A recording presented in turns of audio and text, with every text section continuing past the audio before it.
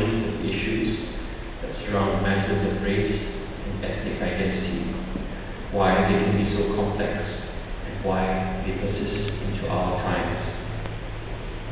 What is perhaps most fascinating about our personal and collective identities and cultural values is how much they can both change and yet remain relatively unchanged over time, even long periods of time.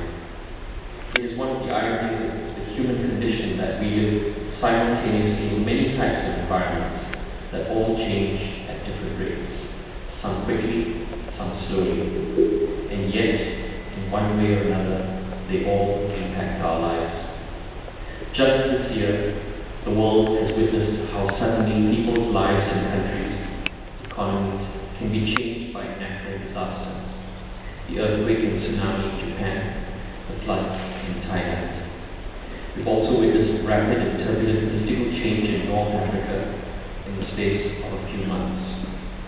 A sudden financial downturn in one part of the world in 2008 continues to rumble through the global economy and has most of us wishing that some kind of miraculous change could occur overnight that would put us all on a more stable footing.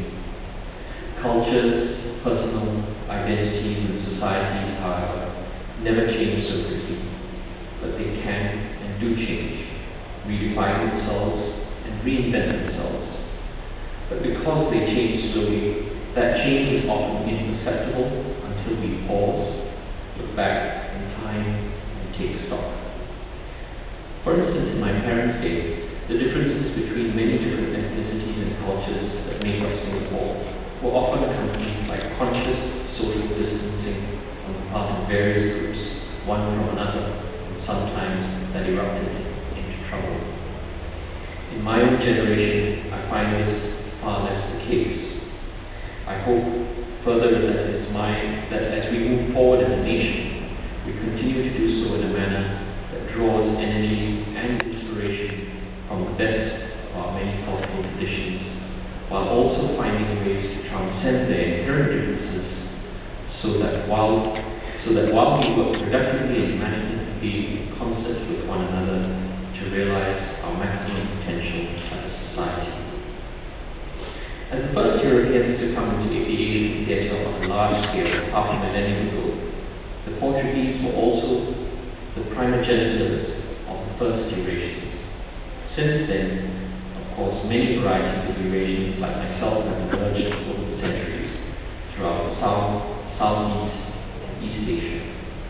Becoming familiar with the long historical trajectory of Luso-Asians through this publication allows us to understand the dynamics of culture and identity better. Why certain features are retained and others relinquished, how different social, political, and economic settings influence collective and individual lives, and perhaps most importantly, how a richer understanding of the past can be one of our best guides to making choices about our futures. In order to move ahead in this world, especially as it gets smaller with globalization, and to ensure that we do not lose our roots and our culture and who we are in this world, it is essential that we understand our past and our roots. These works will certainly go a long way towards achieving that goal. In closing, allow me to commend, thank, and congratulate the authors and especially Professor Palmer and the ICAS on the production of this work. I would also like to thank His Excellency Ambassador James Lekau for his invaluable support in this project. Thank you.